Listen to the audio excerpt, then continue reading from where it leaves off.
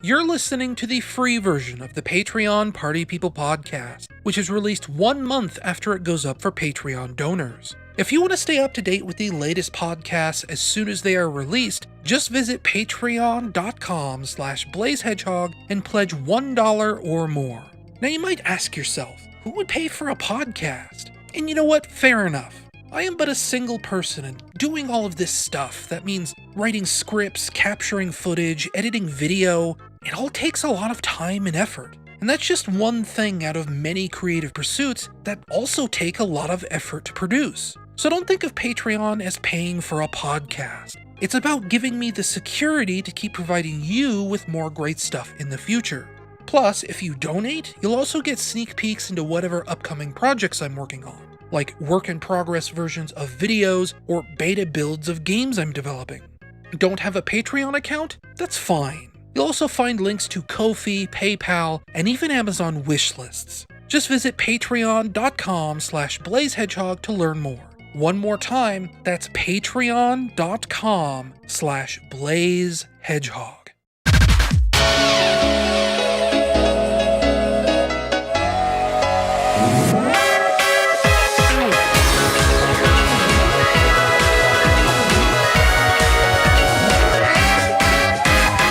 Hello and welcome to the Patreon Party People podcast. It is February the 20th, 2020, and I am your host, Ryan Bloom, because this is my Patreon. Hi! Well, that's surprisingly high energy for me. I'm not sure I'm down with that being so high energy. Hi folks, how are you doing? It's just me this time, no guests. Just, this should be a quick, normal, average podcast for me. Outside of the fact that, I originally wanted to do this last week, but once again, I had to house sit this month. That always seems to come up. That should be, hopefully the last time I need to house sit for anyone, until June. I know I have a big, long house sitting coming up. Sometime in the middle of June, it'll be for a week. I have some relatives going out of state, to attend, a niece's graduation, and they want me to watch their house while they're gone. Apparently, I'm a professional house sitter now. It's like a weird job that I do. It's weird. We'll leave it at that. It's weird. I have complex thoughts about it that get more complex the more times I have to house sit for people, because it feels like people now specifically come to me to house sit. I'm naturally a little bit paranoid about what that says about my lifestyle, that people know that they can rely on me to sit around a house all day and look at their pets and make sure their pets don't destroy furniture or anything like that. Which, hasn't thankfully happened any of the times that I've house sat. The worst thing that's happened was the second time I ever house sat for a cousin in Colorado, Matt, the one that was a guest on the last podcast. I noticed water was dripping from his dishwasher. It was actually a puddle around it. That was the worst thing that's ever happened. Which, relatively, that wasn't my fault. That wasn't my problem. It was just something that I told him over Messenger, hey, you've got water collecting around your dishwasher. And he was like, yeah, we've been having problems with it, et cetera, et cetera. Beyond that, nothing really big has been happening when I house sit. This last time I'm house sitting for a cousin out here. She has 2 cats and a dog, and, they hire me to watch the dog. The dog is a little bit of a troublemaker. I might have said this. No, I didn't, because that was one of the podcasts I skipped. I get house sat, or I house sit. It's technically dog sitting, because their dog is, he's a pit bull. He's super friendly, super lovable. Just a total bundle of joy, basically. But he's known to be one of those puppies that, I say puppy, he's 3 years old. But he's like a big puppy. And he's known to, when he gets lonely, he will destroy stuff.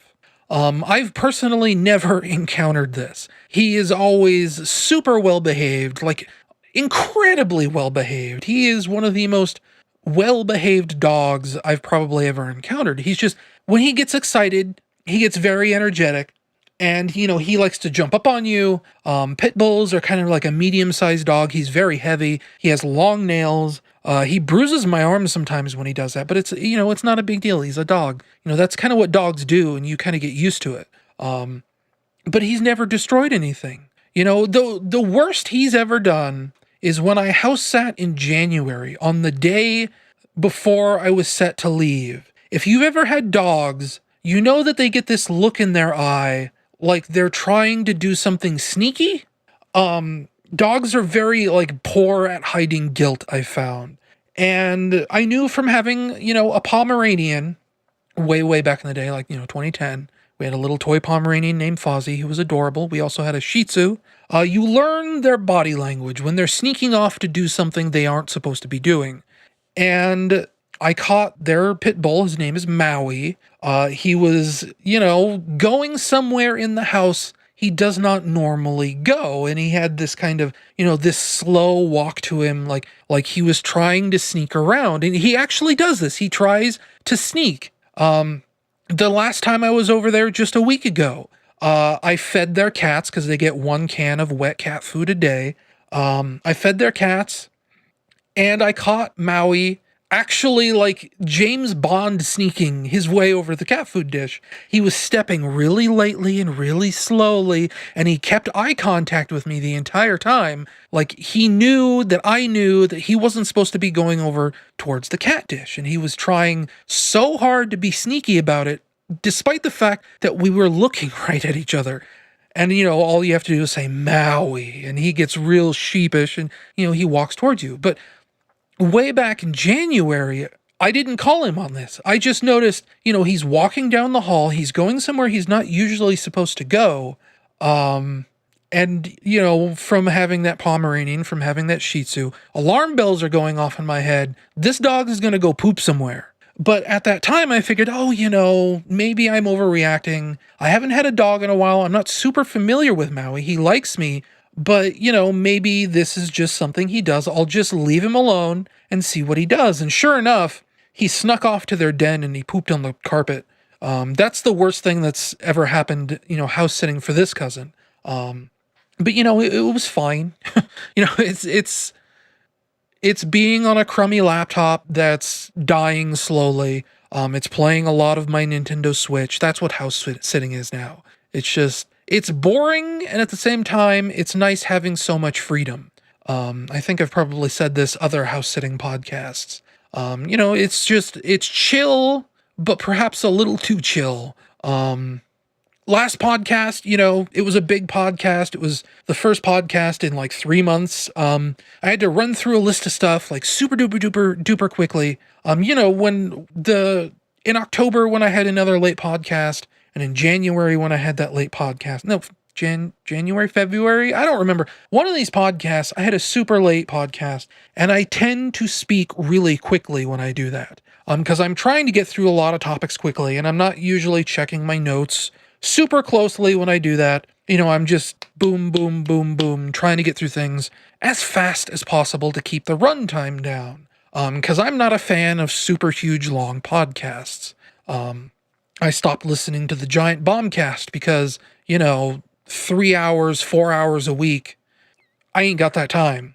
I used to, but then, I started watching a lot of YouTube channels. We'll get into that later, I think. I think I have a note in here somewhere about that we'll talk about. But, I ended up last podcast forgetting a bunch of stuff that I had written down, I'd wanted to talk about, and I just straight up, trying to hurry, they just kind of escaped from my brain. So, we're going to do a little bit of catch up here. Up top, I talked about things that I got for Christmas, right?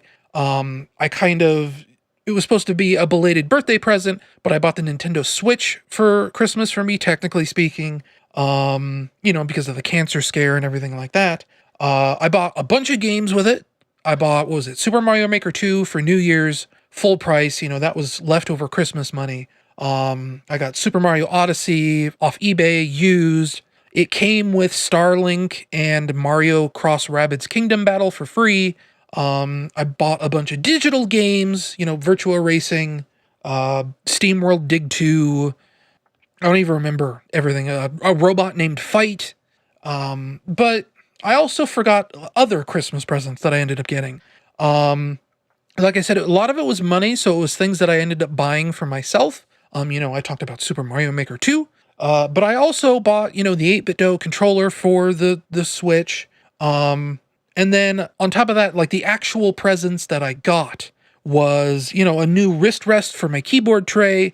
Because, I complain a lot about carpal tunnel syndrome. It's actually been making it difficult for me to draw lately. It's kind of like a scary, worrying thing. Like, maybe I need surgery or something, because after holding a pencil for, say, 15, 30 minutes, the fingers on my right hand will start to go numb.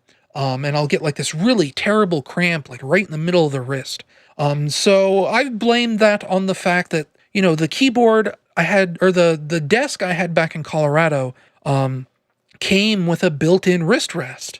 It was, hard wood. It wasn't soft or anything like that. It was just a wooden wrist rest. And since I've bought this new smaller desk out here in Nevada, it doesn't have a wrist rest. In fact, the keyboard tray, I've complained about this many, many times. It's super small. I don't want to say that I hate it, but I think I kind of hate it.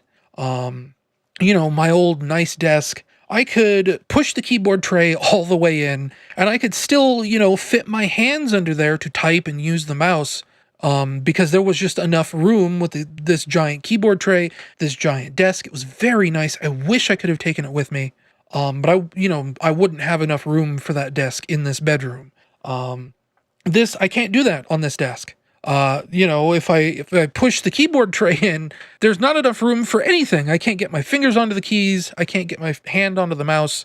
It's just a nightmare. But the real problem that I've pinned to my carpal tunnel syndrome getting worse, because it's been there for many, many years, but it's never been like super dramatically bad. It's always just been, gentle background noise, let's say.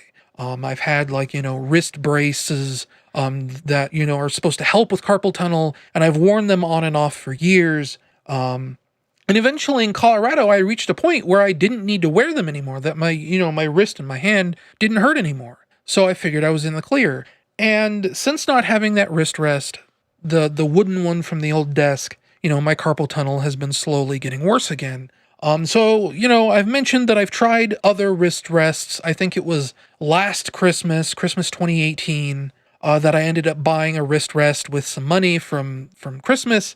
It was this real hard, like memory foam material that, ended up being like super uncomfortable and actually making my carpal tunnel worse.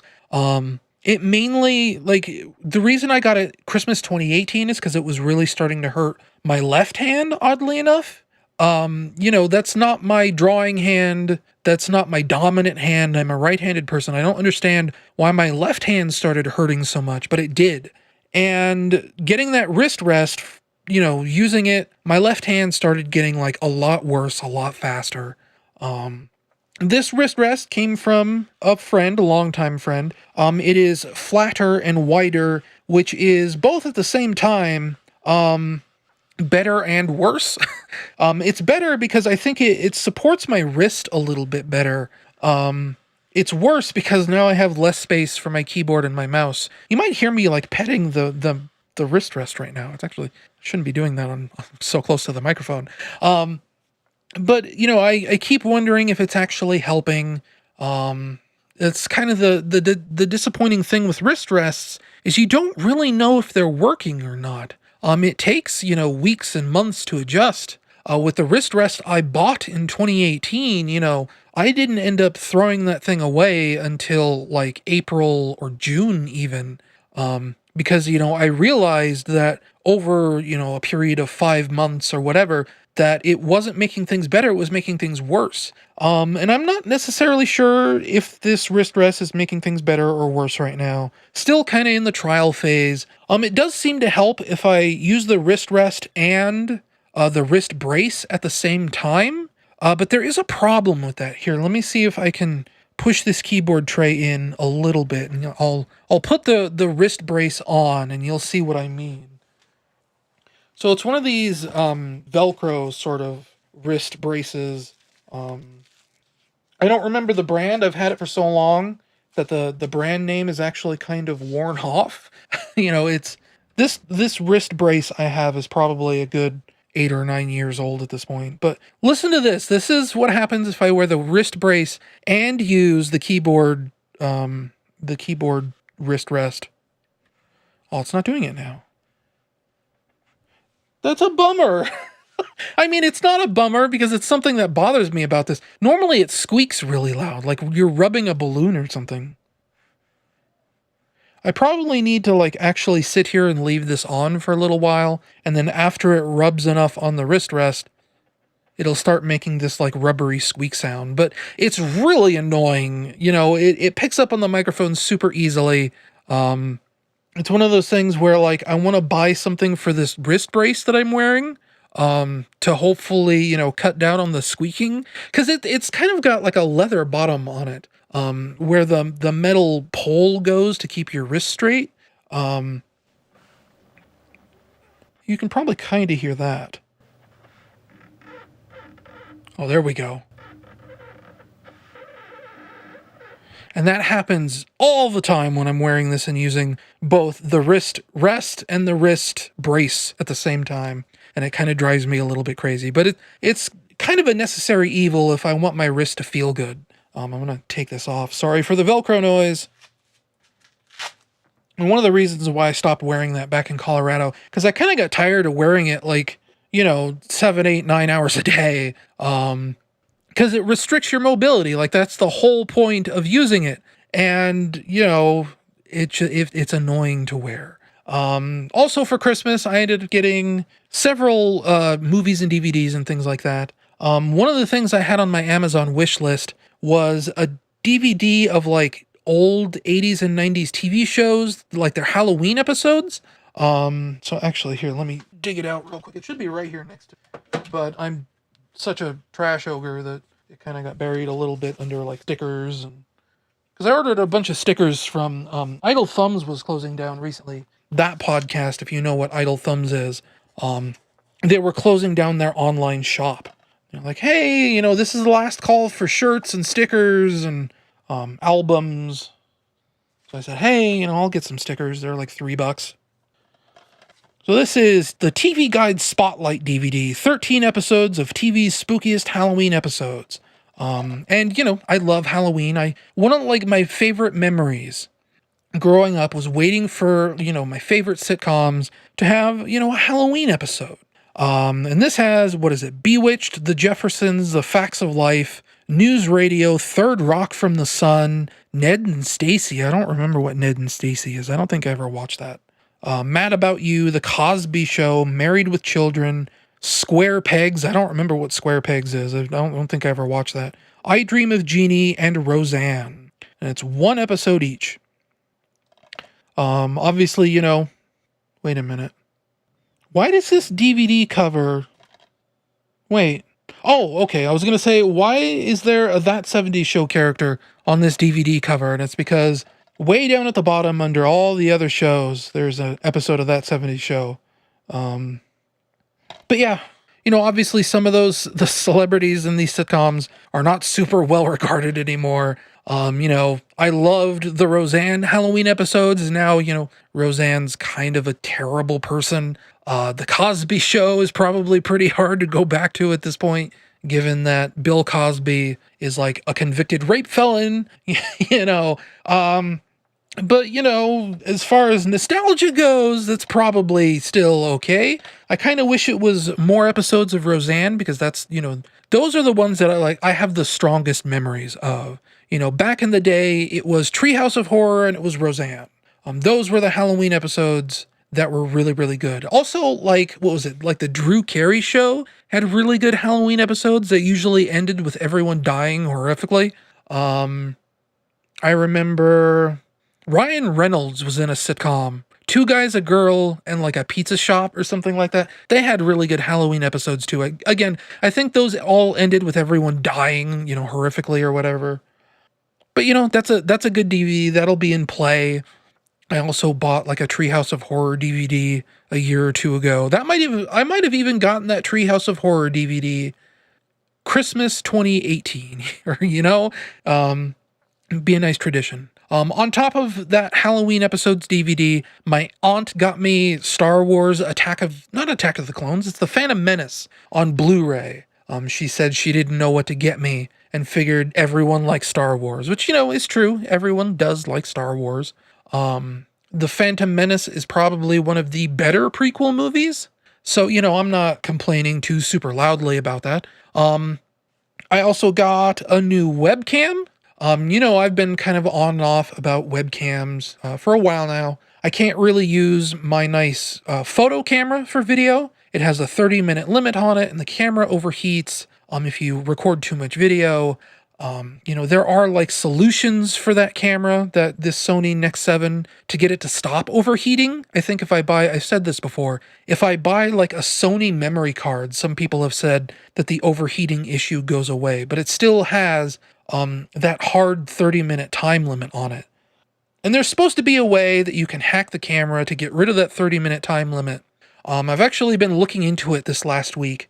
And I'm not sure that there's a specific hack for the Sony Nex 7 to get rid of the 30-minute limit. It's all for either cameras right before the Nex 7 or cameras right after the Nex 7. So it's like, the Alpha 5 or the Alpha 2E or whatever, the Nex 5, Nex 6, but never the Nex 7. And I don't know.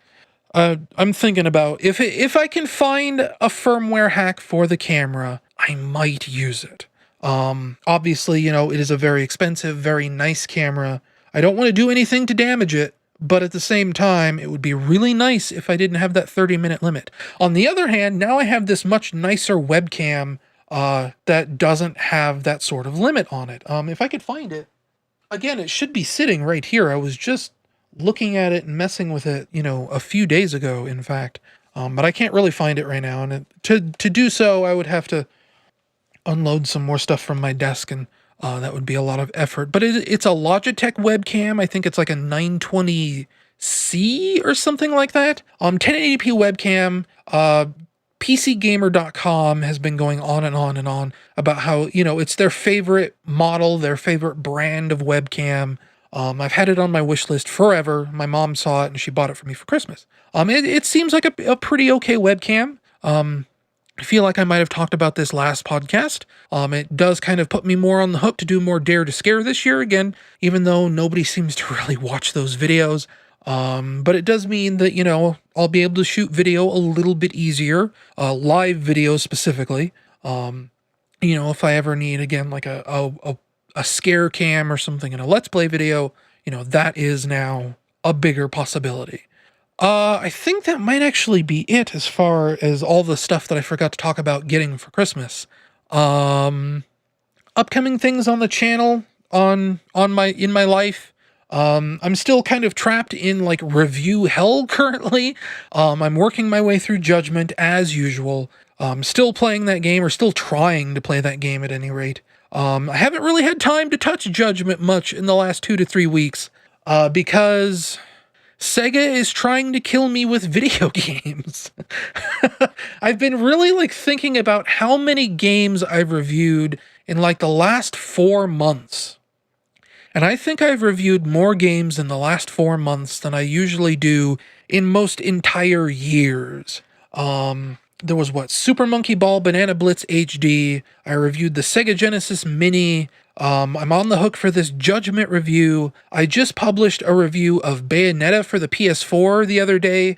Yesterday, I posted a review of Vanquish for the PS4. A code just came in for Sega Ages Puyo Puyo 2.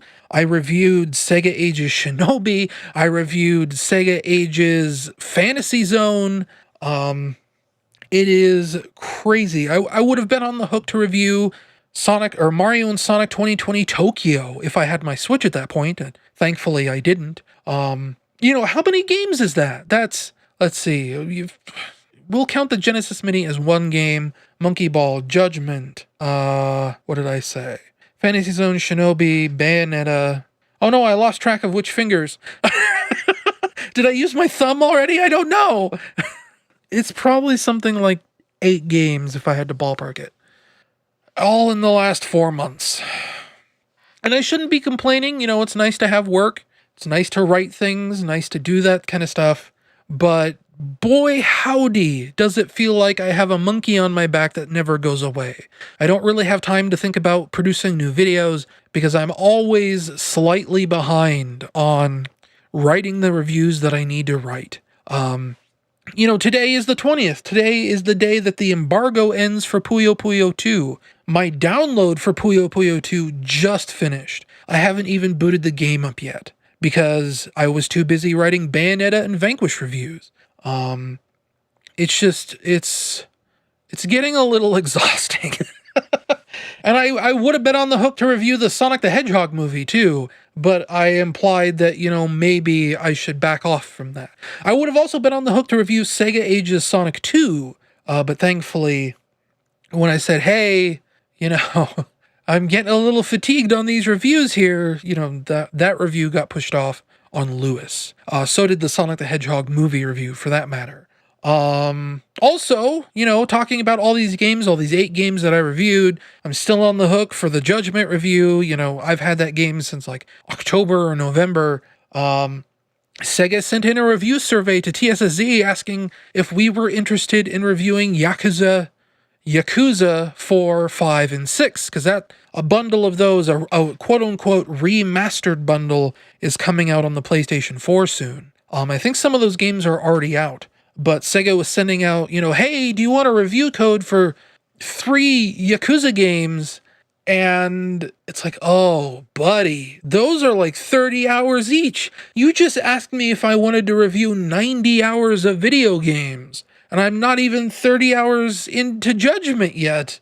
It's just like, oh, this is like the thing that I don't think people realize about games media people.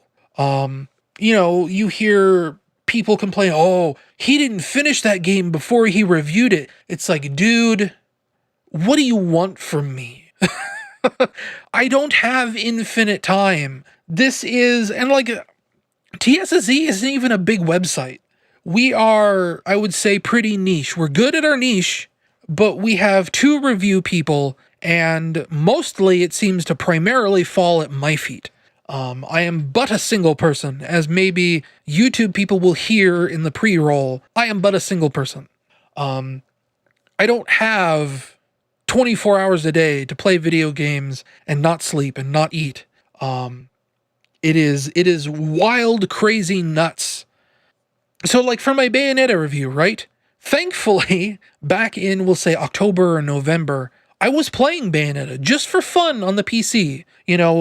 Wooly, formerly of Super Best Friends, he did a Bayonetta Let's Play, and it kind of got me in the mood to play the game for myself a little bit. So I was doing that, and I got probably up to around halfway through the game. So, technically, Bayonetta was fresh in my memory. I beat Bayonetta back in the day on the Xbox 360, probably like 2011, 2012. So I knew what the end of that game looked like. I'd seen parts of Wooly's Let's Play. I knew what the end of that game looked like. I was halfway through it on the PC. So when the review code came in for Bayonetta on PlayStation 4, I played it for about an hour. I took some screenshots, and I haven't touched it since. Because that's just what you have to do to hit your deadlines. You say, I know what Bayonetta is. I've played enough Bayonetta of this version to know what it's like. I've finished Bayonetta before in the past. Here is how I can write this review. And with Judgment, I'm just going to come right back out. I'm going to come right out and say it. I'm probably not going to finish Judgment by the time I write my review. That is for my own sanity. Judgment is a very deep game. It has a lot of unlockables. It has a lot of side missions. It has a very long story. Again, it's a 20, 30-hour game. And under normal circumstances, I would try to finish Judgment before I wrote my review. When I reviewed Grand Theft Auto 5 way back in the day, when I reviewed Grand Theft Auto 4 way back in the day, I waited until I saw the credits roll before I wrote my reviews. But you don't always get that luxury. Sometimes you have 4 games that you're juggling at the same time, almost 7 games that you're juggling at the same time, almost 8 games that you're juggling simultaneously at the same time, and you have to write 8 reviews, 4 games, and you have to just say, I've played this enough, I know where this is going, it probably isn't going to get any worse from here. I have to write my review today to hit my deadline so that I can move on to the next thing. And it sucks. I wish that didn't have to happen. I try not to let that happen. But in the situation I'm in right now, where I have so many games on my plate, that's what I have to do. And I assume that's what IGN has to do. That's what Kotaku has to do. That's what Polygon has to do. They are, of course, much, much bigger sites than we are.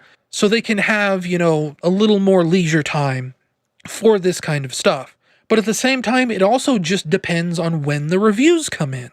Or when the review codes come in, I should say. With Bayonetta and Vanquish, those review codes came in less than a week before those games released. With Puyo Puyo 2, I think the review code for that came in on Friday, and it is now Wednesday, and the game just came out. Sometimes this is just how it goes.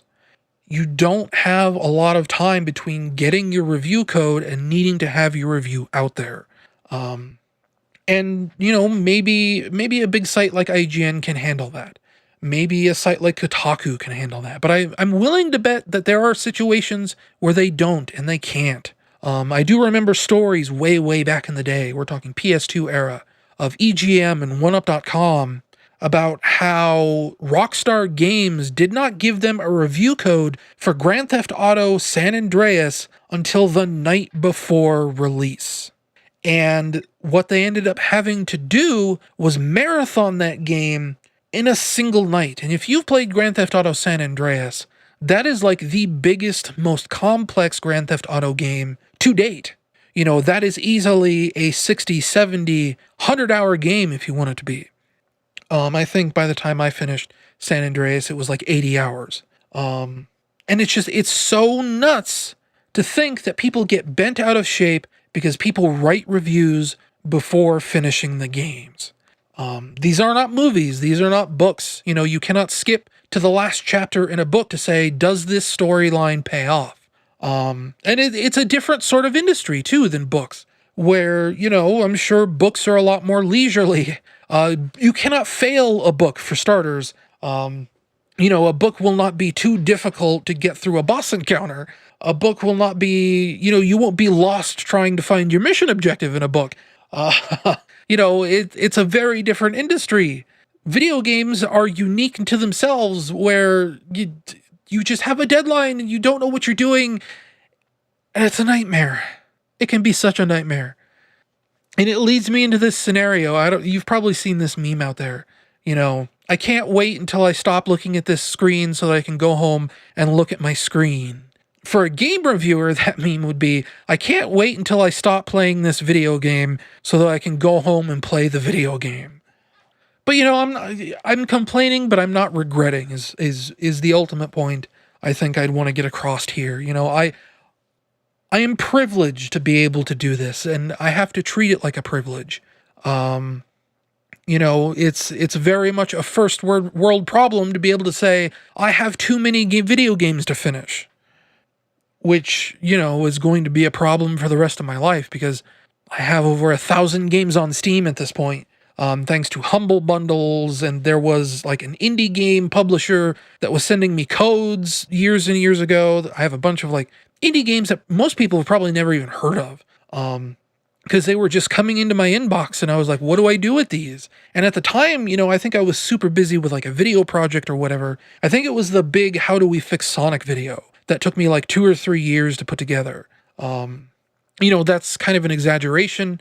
The real work on that video didn't happen until the last 6 months or whatever, but it was still this thing where I wasn't really in a position to be writing reviews for these indie games, and, they just kept coming into my inbox. And eventually I think they got the hint that I wasn't really writing about their games, and they stopped. I'm sorry for wasting those keys, I guess. I do intend to maybe talk about some of them someday.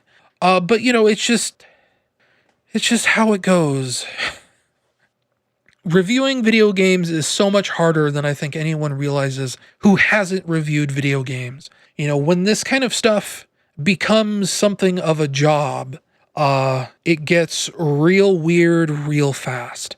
And I've just always been the sort of person that wants people to consider the other side of the story, Consider what the developers are going through, consider what the writer is going through, consider what the journalist is going through. Instead of just being angry that you aren't being served, consider how they are struggling to serve you and may not be able to serve you, even though I'm sure that they want to. And speaking of reviews and all the games I'm on the hook for, and I've also written probably a little more than half of a Mario Kart Tour review.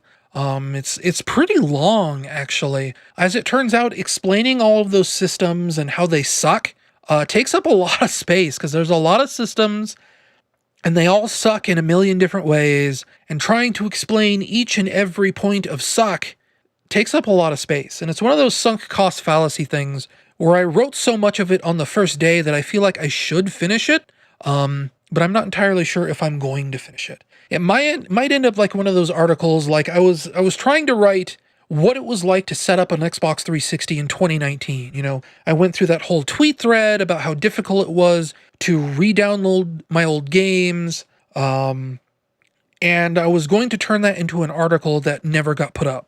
I think I got most of the way through writing that article and I just kind of forgot about it, and it got pushed onto the back burner thanks to, Team Sonic Racing videos and Crash Team Racing videos and kind of everything else.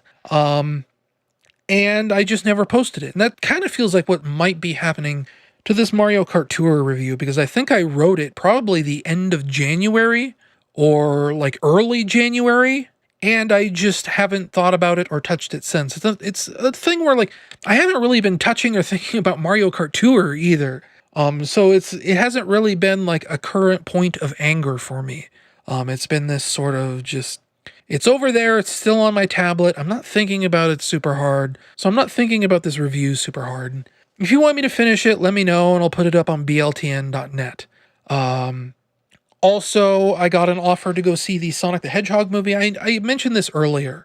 I pinged Tristan from TSSE News to see who at TSSE was reviewing the Sonic movie, if it was me or if it was someone else. And he offered to give me a Fandango gift card to, go find a theater and go see the movie. And I said no, because I had the house sitting thing on the 15th. So I haven't seen the Sonic movie yet. I may still see it. I don't know. Scheduling is always a little weird. Looking for a theater is weird. I don't know where any of the theaters are out here in Nevada. And it's just a lot of money to go see a movie in the theaters, It would be like $15-20 for me to see it. I assume anyway. I mean, I think it's probably less than that per person. But I don't know. It's weird and annoying. But the thing I keep trying to tell myself is there may not be a time to ever see a Sonic movie in the theater ever again. And I should probably jump on that chance. But man, I don't see movies in the theaters a lot. It's too much work, too much money. So I don't know. I might see it, I might not. I might wait until it hits DVD or Blu-ray or whatever. But that's that. That's the first part of this podcast. Kind of running out of steam, need to recharge a little bit. My throat's already kind of sore.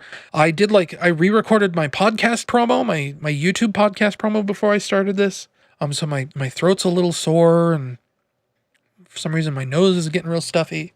Anyway, that'll be a break. We'll come back with, I don't know, a middle segment of sorts. Maybe I'll finally read like a Tumblr Ask or something. See you then.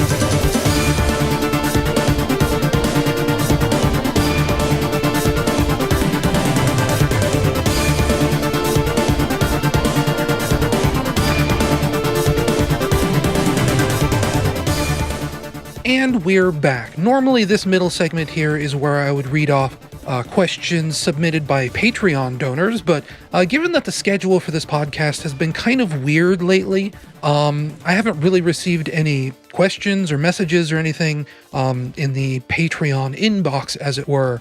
If you are a Patreon donor and would like me to read out a message here during this middle segment, it can be a question, it can be a promo for something. Just send in an email to Go ahead, make my day. And during this middle segment here, I'll answer questions, I'll read out messages, things like that. I mentioned this last month, I got sort of a promo to read out. Technically, it's supposed to be for at the end of YouTube videos, but since YouTube videos take so much time and effort to put together, like a really nicely edited thing, it might be 2, 3, 4 months before something major comes out that requires, a credit sequence for, this to be promoted. So I decided I'll also promote it on the podcast for him. DJ Yoshiman pledged, it looks like February 2nd around there. No, it was December. February 2nd is a different message from him. But he wanted to promote a friend of his game, Luke, I think it says. It is called Psycutlery. I mentioned this last month. It's an indie game that's been coming out. It's been in development for I don't know, a year or two now. If you've ever played a fan game called Psycho Waluigi, it is technically sort of like, a Freedom Planet, Spark the Electric Jester, where it's this idea that started out as a fan game, and now they're in the process of converting it over into an original game. Something that, they can sell on Steam and something like that. Now it stars, this really cute frog girl. She has sort of like a psychokinetic spork that follows her around. And the whole gameplay premise is sort of that you use psychokinesis, you use this spork to sort of, I think you can, in Psycho Waluigi at the very least, you could like possess enemies and you could grab like physics objects in the world. It was a tremendously creative game. I loved it to pieces. And Psycutlery looks, really, really good as well. It's an extension and a remix of Psycho Waluigi.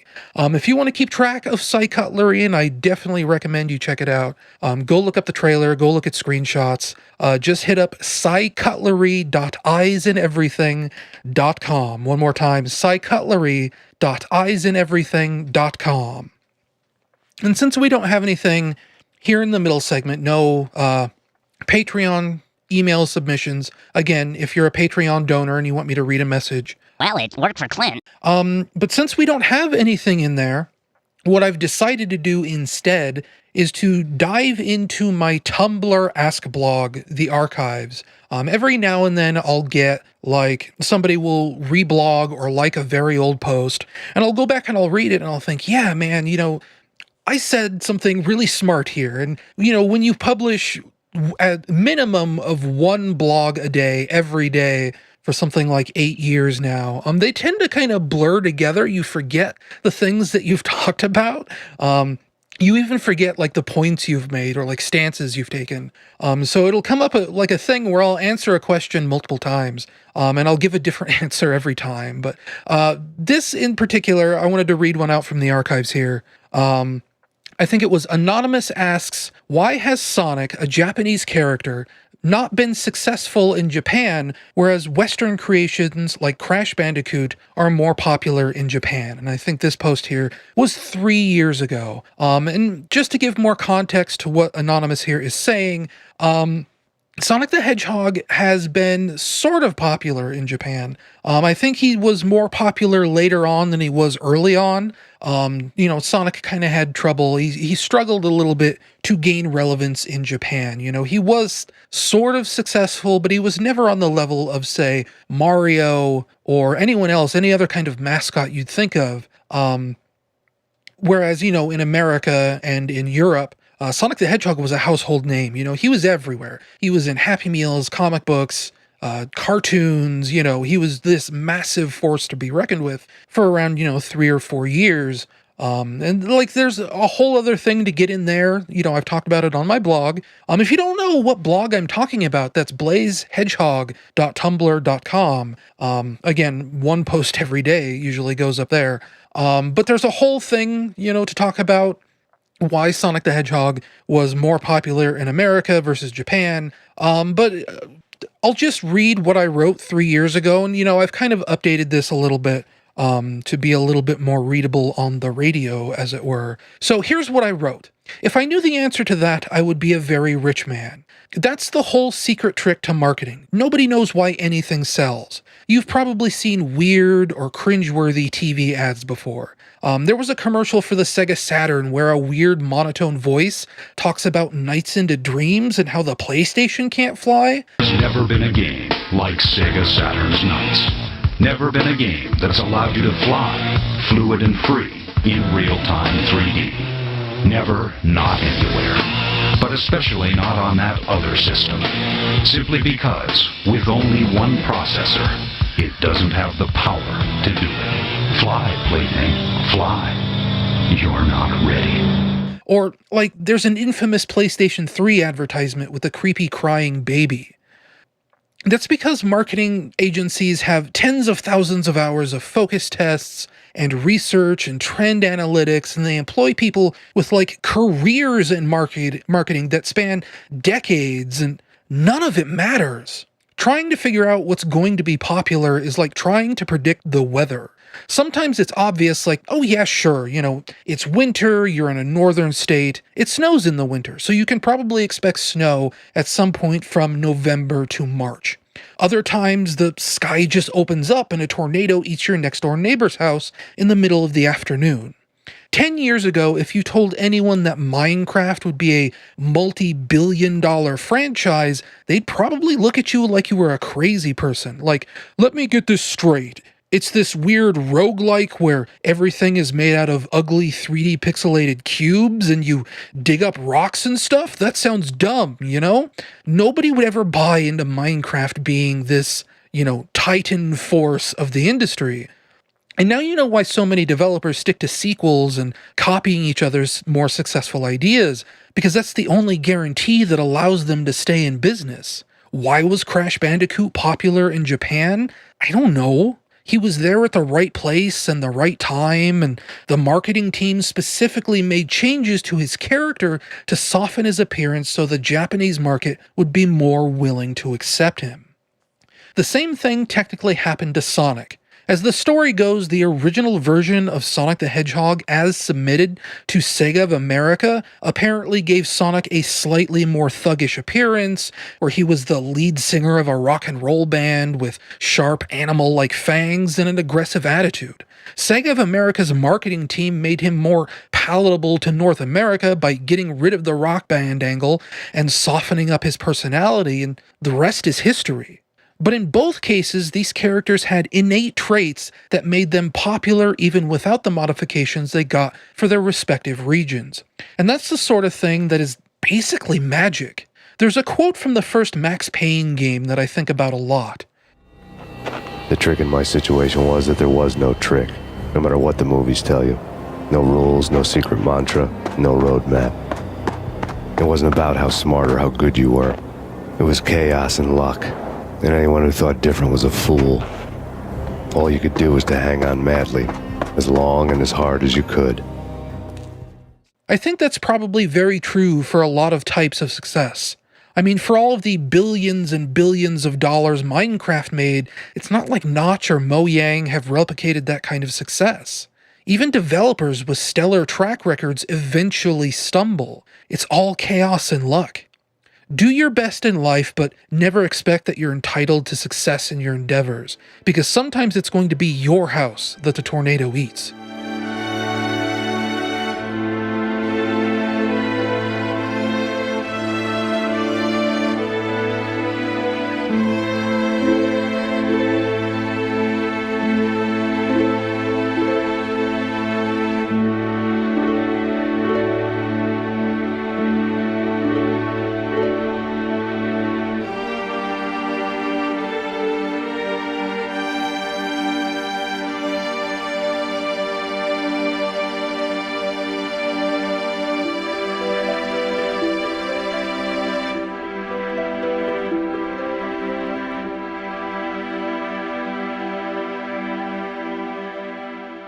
And now we're back again here, final segment, which is usually where I talk about, video games I've been playing, movies, etc., etc., etc. The entertainment segment, as it were. Last month I talked about, playing Super Mario Maker 2, not really being super into it. I finished the story mode for that now, and yeah, meh. It's a really weird thing where I feel like I liked the story mode in Super Mario Maker 2, but something about it, maybe I'm getting tired of 2D Mario games. They aren't really changing or evolving. They're just kind of the same thing over and over and over again. This was a complaint I had way back with New Super Mario Brothers, even as far back as the Nintendo DS. You finish World 1 of that original New Super Mario Brothers game, and World 2 is the desert world, just like Super Mario Brothers 3. And, it gets to be kind of predictable. It's the same enemies, it's the same environments, just over and over and over again. And at some point, it's like, you could make the best 2D Mario ever made in Mario Maker, and it would be something that I've already seen before. And that's not necessarily like a knock against anything. Again, I think in the right context, I enjoyed Super Mario Maker 2's story mode. But in the other context, I was tremendously bored by it. That's not a single player game. You're not supposed to be just playing story mode. I have moved on since then to playing levels online. Still haven't made any of my own levels. I'm still, trying to collect my thoughts about what I want to build in that game, if anything. And I think the first project I might do is remaking a level from Super Mario Maker 1 that I made, where you're supposed to find an imposter Goomba. And the Mario Maker 1 level that I did, it wasn't anything special. It wasn't like, there wasn't like a special clear condition, because that wasn't really possible in Mario Maker back then. It was just, kind of like an optional objective, as it were. The level was called Find the Imposter, and you didn't have to find the imposter. You could just complete the level as advertised, and that was it. And it was just a single Goomba hidden in a corner somewhere that when you squashed him, he made an oh sound, because it was supposed to be like a person in a costume. I think, now that we have like custom objectives in Super Mario Maker 2, I think I could probably make that level a little more robust, though I'm not necessarily sure that I want to, go outrageously different with it. I think just making like, a very normal, very average looking Mario level, but just having this little objective at the end where you're supposed to find and squash this guy that is in like a Goomba costume. I think that's pretty funny. So, I've played with the idea on and off of finally remaking that level. Instead, I started up, I guess it's called like endless mode or something, where it just continually feeds you new levels forever. And for whatever reason, I decided to start that out on easy mode just to see what it would feed me. And, predictably, it's a bunch of garbage. It's levels made by children who don't know anything about making levels. They just kind of throw a bunch of crap into a level and, you almost don't even have to interact with any of it. Like, there are so many levels where it's just a random bunch of enemies on a completely flat plane, and they give you infinite starmen, and you just run all the way to the end of the stage. There's also like a lot of co-op levels, where you're supposed to have, 3-4 people with you. And the levels are specifically built around the idea that the player in the lead can screw over his co-op partners. But when you're playing those levels by yourself, it's a real drag because, you're hitting switches and things for people that aren't there. And so, it's one of those things where I should probably bump it up to normal or even hard, because that would be definitely more enjoyable. But at this point, I'm also like 30 levels into easy mode, and I kind of want to see how far I can push it, how far I'll keep going, just to get the number to tick up. Because, maybe you get like special costume parts or something like that. That's the whole other part of Super Mario Maker 2, is that you kind of have like this creator profile, where you get like, shirts and hats and pants, so that when people view your levels and they see your little, person, your me icon, it's wearing all of your costume parts. So I don't know, man. I don't know. Mario Maker 2 is a weird thing. I wish they had done so much more with it. It continues to be very slightly disappointing. That game needed all kinds of work done to it, the original Mario Maker, to make it a better experience. And I don't think they did literally anything that game actually needed. They made this very weird sort of almost like lateral move to the side, which, if you want to be critical of the things that Nintendo does, that's kind of what they're known for, right? You think about like Pokemon games. I mean, technically that's Game Freak. I don't think Nintendo owns Game Freak. Well, of course they don't. They released Tembo the Badass Elephant or whatever that game was called, 5 or 6 years ago. They released Pulseman on the Genesis, etc., etc., etc. They are not owned by Nintendo. They just very specifically mainly make games for Nintendo platforms. But still, Pokemon is kind of, that whole franchise has kind of been defined by lateral moves. Just adding more Pokemon, adding more distractions, stuff like that. There's never really been like a big, genuine systemic improvement to Pokemon. It's always just been more stuff on top of, systems that were invented in like 1996. That's the Pokemon franchise. And you think about Legend of Zelda, right? How many games were built from the structure of Ocarina of Time? Wind Waker, Twilight Princess, Skyward Sword, again, very much lateral moves, not really big reinventions, though we did eventually get Breath of the Wild out of that, thankfully. And that's just what Super Mario Maker 2 feels like. And, I've heard rumors here and there that the Super Mario Maker 1 team didn't work on Super Mario Maker 2, because I guess like the Mario Maker 1 team was like the core Mario development group. It was the guys who made Super Mario 3D World. It was the guys who made Super Mario Odyssey. It was the guys who made Super Mario Galaxy. Those were the guys who made Mario Maker 1. And apparently, from what I've heard through the grapevine, totally unverified, don't take this as fact, that Super Mario Maker 2 was made by a different team within Nintendo. And that's why it's such like, again, this lateral move of, we're going to add a bunch of stuff, but we're not really going to change any of it. That kind of stuff. That sort of Pokemon, that sort of Zelda, quote unquote improvement, as it were. Spoiler warning. There are spoilers for Steamworld Dig 2 coming up. So if you don't want to hear them, just skip ahead, 5-10 minutes. This is your warning. Spoilers for Steamworld Dig 2.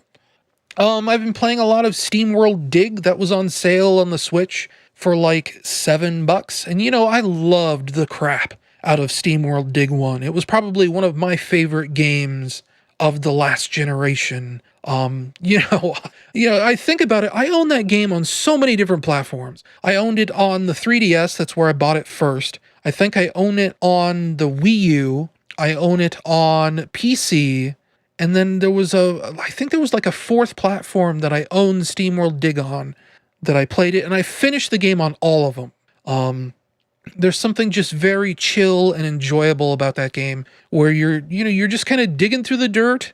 You're finding precious gems. You're hauling those gems back up to town to sell them, to buy upgrades that let you get more precious gems. That's kind of the whole structure of that game. Steamworld Dig 2 is just kind of more of that. You play as a different character. You get like slightly different upgrades, because it's also kind of a Metroidvania. There is a story to these Steamworld Dig games, and I think there's more story in Steamworld Dig 2 than there was in Steamworld Dig 1. The original Steamworld Dig was kind of just like about the mystery of what is in the mine shafts, as far as I remember. Like, the storyline was so inconsequential in that original Steamworld Dig game that I kind of don't remember why you were digging into the ground. You just were, and you were finding all the weird stuff that was down there. Like you found, they call them shiners, they're remnants of humanity. And, there's all like this old technology, and there's, maybe hints about robots, why robots took over. Because that's the whole thing, right? This is like a steampunk world, and it's a world where, everyone is robots. You're a robot. The towns are full of robots. It's kind of this very sort of pseudo Wild West aesthetic. Steamworld Dig 2 goes way harder on the storyline. It's about finding the hero from Steamworld Dig 1, Rusty. I guess after the events that took place at the very end of Steamworld Dig, something happened to Rusty. Like he might have gotten possessed by something like a monster or, a ghost of the past, as it were. And you play as Dorothy, or Dot, from the first game. She was kind of a side character in one of the towns. And you're on the quest to find Rusty, and you enter this new town that is just, packed to the gills with NPCs, way more than there was in the original Steamworld Dig. And there's all, this lore about where these earthquakes are coming from, what happened to Rusty, what is down in the depths of the mines again, what happened to humanity is a big question in this game. You eventually meet shiners, remnants of humanity that can actually speak English. That's actually kind of a spoiler. I'll put a spoiler warning up before I get to this segment. But you meet, remnants of humanity down below that can actually speak English. Because these shiners, that they're almost like mutant people in a way. They kind of speak in gibberish. Usually in Steamworld Dig 1, they're hostile towards you. All they want to do is attack. And you're told by other robots that, they're kind of this lesser form of life. They're very hostile. They're basically mutants and monsters. And in Steamworld Dig 2, you find a colony of shiners that can still speak English. You kind of meet like this leader that is trying to educate the shiners and sort of, just keep them sane. There's this implication that the people of Earth got drunk on, I think they call it like moon juice. It's sort of like this radioactive waste, and that's kind of what makes them stupid and violent. And this leader, is very much against drinking the moon juice, and that's what keeps her intelligent. And, that's kind of where I left off as I first met her. I don't remember her name now, but she's this very big, tall, strong lady. Very soft-spoken, things like that. But it's just more Steamworld Dig, You're still digging into the dirt. You're still finding precious jewels. You're getting different upgrades than Rusty had. Dorothy has her own stuff. She has like a sticky bomb gun. She has like a piston punch that kind of functions similar. I think Rusty had like a drill to dig through super hard rock. With Dorothy, she has this piston punch that basically serves the same function. But it's fun, I like those games. There's something very relaxing about sort of sifting through the dirt quite literally, just to find, precious gems and things like that. I don't know, like that's just something that scratches a weird itch to me. I mean, if you think about it, that's kind of what I do in my life. I'm very much the kind of person who digs through long lists of indie games and fan games, and I'll kind of try out anything. If it strikes my fancy, I don't just download random garbage and try it out, it has to interest me. But, still, I digress. That's, it's just very much the sort of game that appeals to my personality. And I'm very much enjoying Steamworld Dig 2. I never got into any of the other Steamworld Digs. There was Steamworld Heist that was kind of like a turn-based strategy game. I'm not much turn-based strategy, so I kind of left that alone. And then not too long ago, either right before or right after Steamworld Dig 2 came out, they did Steamworld Quest, which is an RPG. And they all take place in this Steamworld world. And, Steamworld Quest, I didn't really look too much at it. It seemed like it had interesting characters, at least. But, Steamworld Dig 2, I recommend it. Big thumbs up from me. During AGDQ this year, January 2020, I saw a game called Super Cat Bros, which is kind of this, super cutesy 2D platformer, got kind of like almost a Kirby flavor to it. You play as, these cats, basically. And you start out as this one cat named Alex, and over the course of the game, you unlock more cats, and each one has kind of like this special ability.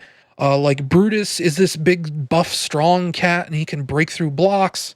There's a cat that can swim against strong currents. There's this little tiny calico cat named Amy that can squeeze through tight passages, things like that. It's very, very fun, got very cute pixel art graphics. I'm really enjoying it, but like the really great thing about Super Cat Bros, it's a 2D platformer on the Android tablet that works flawlessly with touch controls. Instead of having, like a D-pad and buttons, it's just all, you tap on the right side of the screen to move right, you tap on the left side of the screen to move left. You double tap to run, and if you run off a ledge, you do like a Legend of Zelda automatic jump. And that's the entire control scheme. And levels are very specifically built around these kind of simplified touch controls to where it feels so good to play. It is so well designed. The music is fantastic. I'm about, we'll say like 3/4 of the way through the game at this point. It's just very, very fun. Again, Super Cat Bros. It's on Android, it's on iOS. I just followed the developer on Twitter recently, and it sounds like he's in the middle of making a sequel called, I think it's like Super Cat Tales 2, which is weird to kind of change the name like that. But I guess he was kind of, for the first game, maybe banking on like the Super Mario Brothers comparison, and now that like the game has maybe a little bit more groundswell behind it, he can break out into a more original title. I ended up buying the Sega Ages port of Sonic 1 on the Switch, because again, that is normally, I think, $8 new, and it went on sale for like $4, maybe even $3. And at $3, you kind of can't say no to a Sonic game, a Genesis Sonic game. And it's a fine port, I still wish it was the Retro Engine version of Sonic 1, but it is probably, if you can't get the Retro Engine version of Sonic 1, Sega Ages Sonic 1 on the Switch is probably just as good almost. Almost. Not quite, but, almost. It has new features, like it keeps track of like a combo counter for your rings, how many rings you collect without taking damage. That's kind of an interesting system. It kind of adds a new wrinkle to Sonic the Hedgehog, where you start paying very close attention to how often you get hit. Because, in a Sonic game, it kind of doesn't really matter when you take damage, because it is so easy to collect dropped rings. If you're carrying 50 more rings or whatever, 50 or more rings, I should say, and you take damage, it's not really a big deal, because you end up collecting, 15, 20 rings on the back end that are just kind of bouncing around the environment. And with this sort of ring combo chain system, you become very intently aware that you are not supposed to take damage under any circumstances whatsoever. It's a really, really clever new wrinkle to the Sonic gameplay system, but it's still the original Sonic the Hedgehog, and I don't think it's much of like a thing to say that Sonic 1 hasn't aged super well. Green Hill Zone, great level. Marble Zone, not a great level. Spring Yard Zone, tolerable at best. Starlight Zone, pretty good level. Labyrinth Zone, Scrap Rain Zone, not the greatest game in the world. Very much kind of, experimental, trying out new things, getting a grip on what Sonic the Hedgehog is supposed to be. And like the big problem with Sonic 1 is that kind of like the difficulty balancing is all over the place. Marble Zone is a very, very hard second level. Starlight Zone is very, very hard. You think about Starlight Zone, there are screens in that level where you have like 3 or 4 or 5 enemies on screen at the same time, all attacking you from like different angles. You have the spike top enemies, you have crab meats, you have buzz bombers that are shooting at you from the sky, you have spike balls. It's a very densely difficult game. And then Starlight Zone is super easy. Labyrinth Zone is a nightmare. It's just kind of all over the place. There was a mod that a friend of mine made once that kind of like reordered the game so that the difficulty curve was a little more smooth. There's another mod out there that I absolutely love, a ROM hack called Vector the Crocodile in Sonic 1. And that kind of became like the way that I chose to play Sonic 1 so much, was through this Vector the Crocodile mod. Because he has like an 8-way directional air dash that kind of, it really changes the game to feel fresh and new and interesting. And you get so much more mobility out of playing Sonic the Hedgehog 1 with Vector the Crocodile, where it makes it so much more fun. And that was kind of the thing that was, really good about the retro engine versions of Sonic 1, is that you eventually unlock the ability to play as Tails, and you unlock the ability to play as Knuckles, and they actually built like new additions onto old levels specifically for Tails and Knuckles to use.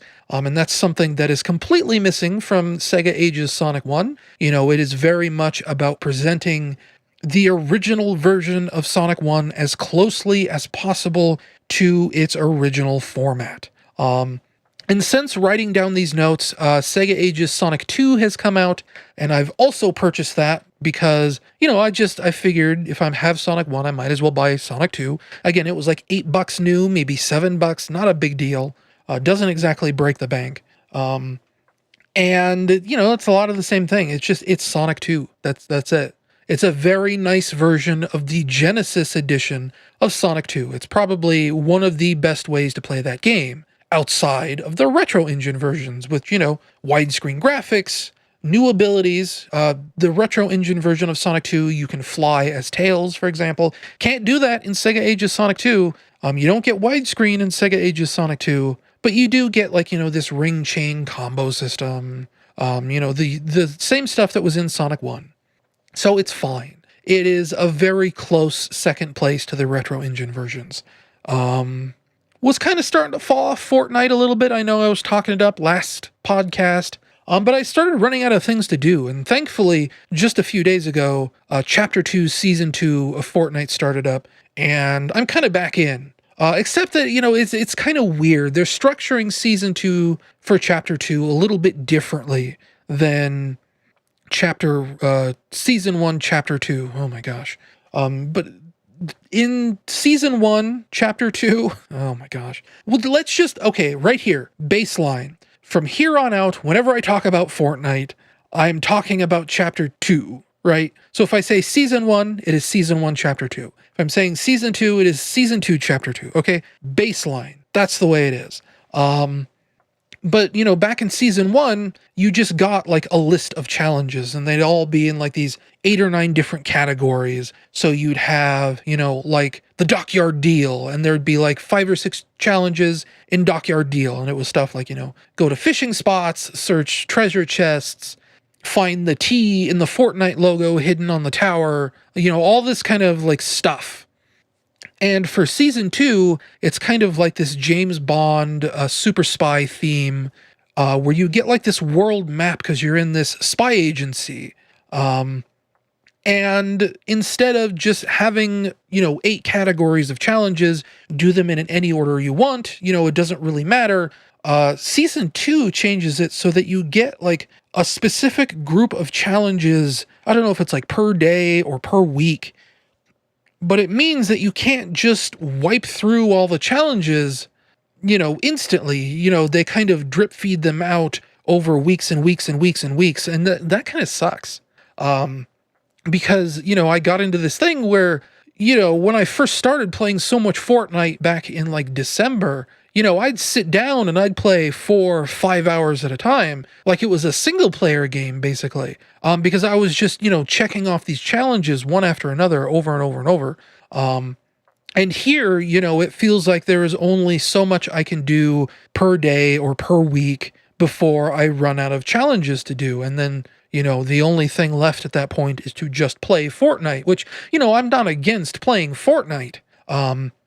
I had enough V-Bucks, as it were, their premium currency saved up from the last season that I could buy into the Battle Pass this season. And they are promising that, if you finish the Battle Pass this season, before, I think they said April 30th that this season ends, that you'll get, 1,500 V-Bucks back. And, to buy a Battle Pass, it's like 900, 950 V-Bucks. So, you buy into the Battle Pass once, and then you kind of, if you play a lot of Fortnite, you eventually make your investment back, and then some. I don't remember where I was going with that before I started talking about V-Bucks. I got completely sidetracked and now I've lost my train of thought. But it's just, all right, playing Fortnite. Again, if you play Fortnite, you gain experience points and eventually, you'll max out the battle pass. But you do that a lot faster if you're completing challenges. If there are no challenges to complete, then it's this very slow drip feed of experience points that is, way slower. Not necessarily, I don't want to say it's not fun, because, you are playing the video game as designed. And, I just got a victory royale last night as I'm recording this. So, it's fine. I'm not going to complain super loud about it, but it does feel a little bit like they're trying to sort of maybe push people to buy levels, as it were. Because that's another thing you can do with the Battle Pass, right? You buy into the Battle Pass and you get all of these challenges. You get, milestones every time you reach like level 5. You'll get, a skin or a sticker or background music to play over the menus or something like that, right? But if you don't want to wait, if you don't want to do this drip feed experience through doing all the challenges and playing the game, you can spend even more V-Bucks to just buy levels. So you could spend, your 900 V-Bucks, your $9.99 to buy into the Battle Pass. And then you could spend, I don't know, $20, $30, $50 to just jump all the way to the end of the Battle Pass and unlock all the skins, all the music, all the stickers, all the emotes, everything without having to play Fortnite. And drip feeding out these challenges like this sort of feels like they're trying to pressure you ever so slightly to maybe buy a few levels if you don't want to wait. I'm gonna wait. But it means that I'm not playing quite as much Fortnite as I was. Because, I go down the list, I do all the challenges for that week, and then I kind of put the game down and walk away from it until there's more to do. And, there are, there's like daily challenges, there is stuff to do on a daily basis. But it's not quite the, 3, 4, 5-hour marathons it was back in December. Because there just isn't enough challenges to do in that game currently. But the season itself seems pretty cool. I like all the skins. You get Peely in a secret agent suit. If you don't know, Peely is kind of like this big banana man. He's sort of like a mascot, but he's real. He's just a giant banana with human arms and legs. You also get, like a Agent Meowscles, which is a super buff man with a cute cat head. That's pretty cool. You get like big muscly guys, and the very final unlock of this season, I think, is this guy called Midas. And, as you'd expect, his name is Midas. Everything he touches turns to gold. And apparently, over time, after you unlock Midas, there was a skin last season, season 1. 8-Ball and Scratch were kind of the same base model. One was a hero, one was a villain. You unlock this skin for Scratch where he was, solid white, but as you got kills with Scratch, that white texture would slowly be replaced with like this red and black, almost like Tron texture, where he kind of glows in the dark and it looks super cool. And the more kills you got wearing that skin, I guess, I don't know, the more it would slowly transition into this, red and black Tron skin. And you see people who either have the solid white Scratch skin, you see people that it kind of like the top half of his body is that red and black Tron skin, and then from like the waist down, he's still solid white. And then you see people that are, head to toe, that red and black Tron skin. Because, it's all about different points that they stopped during his evolution. And that's the same thing with Midas, except in the case of Midas, when you first unlock him, it's just his hands, maybe even just his fingertips that are gold. And apparently, as you get more and more kills as Midas, slowly his entire body turns gold until he is a golden man wearing, kind of a business vest. The vest isn't gold, it's just his skin. And apparently I've heard that, like, maybe if he gets to be, head to toe solid gold, it might make all his guns gold as well. And I don't know if that's like purely cosmetic, because there are like legendary rating guns in Fortnite that you can find in chests and stuff that are technically gold colored. You know, they have kind of like an orange outline around them. And when people say gold guns, I'm not sure if that means that like the metal turns gold or if it turns them into orange legendary weapons. It sounds like if it was legendary weapons that'd, obviously break the balance of the game entirely. Legendary weapons do way more damage than, lower level guns. So it probably just replaces their texture with a gold texture, which is cool. That's kind of like the gimmick, right? He touches things and they turn to gold. So that's cool, I guess. I'm looking forward to unlocking Midas. Also, Deadpool is apparently part of this season for some reason. I'm not entirely sure why. I think it's deliciously ironous. Oh boy, that's a phrase. I was going to say deliciously ironous. Yes. Deliciously ironic that the premium, like, movie related skin, the licensed skin right before this season kicked off was Harley Quinn from Suicide Squad and Birds of Prey. And they threw Harley out early. She was supposed to be in the shop for 3 days longer than she actually was. And that's because the new season started. So they kind of got rid of Harley Quinn and then immediately brought in Deadpool. And you can't unlock Deadpool right now. He is technically the quote unquote secret skin. And just like everything else in this Fortnite season, he has weekly challenges. And eventually, after you get to the end of the weekly challenges, you'll unlock a Deadpool skin, presumably. But it's really weird to me because for a long time now, I credit it since after Arkham Asylum on the Xbox 360, DC has sort of been pushing Harley Quinn more and more to sort of be their Deadpool. She's wacky and random and, she breaks the fourth wall and she talks to the viewers and, she's that kind of character for DC Comics. She's very much Deadpool. And she was in Fortnite and she got thrown out for the actual Deadpool. That's pretty funny to me. I don't really like modern Harley Quinn very much. I kind of warm up to her a little bit more every now and then. Like apparently, the Birds of Prey movie is not terrible. I've seen clips from her Harley Quinn HBO show that seem like it's probably a pretty fun show to watch. But I'm the kind of old man doesn't like things when they change. And I very much like classic Harley Quinn. That red and black jester suit, the little pigtails, it's very cute. And the idea, like, DC has had such a hard time finding a costume for Harley Quinn that fits her personality. They've made her like a roller derby girl. She's looked like the Wendy's mascot. She's, in some comics, she's had a very like weird sort of almost trailer park trash look to her. She's been sexy and cool and it's just none of it feels like Harley Quinn. Harley Quinn has this weird sort of almost like innocence to her. She's dopey and ditzy and, a nice girl doing not nice things. And that's something I think modern incarnations of Harley Quinn have failed to capture in her character. They are too busy, too obsessed with making her seem, really cool, but also at the same time, really silly. Again, it's that Deadpool thing. And I don't like modern Deadpool either. The movies were good. I liked the first Deadpool movie. I liked the second Deadpool movie enough, but less than the first.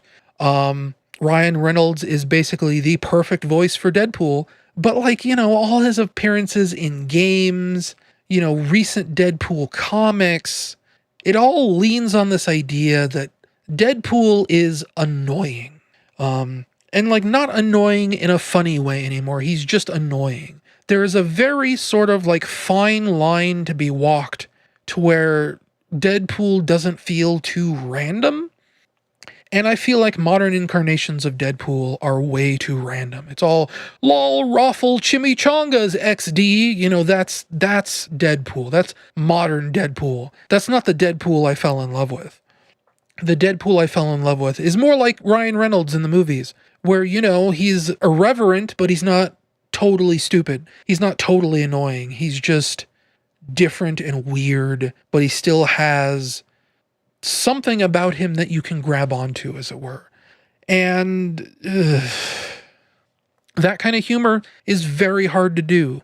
And Marvel Comics is leaning way too much into, meme Deadpool, and DC Comics is leaning way too hard into meme Harley Quinn. And somehow Fortnite fits into all of this.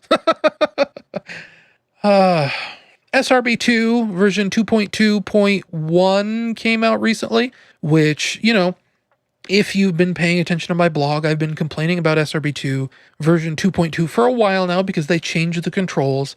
It used to be the original version of SRB2, we'll say 2.0, was, it had 3D platformer controls. You could turn on an analog stick mode, you could use a controller, and it would work just fine.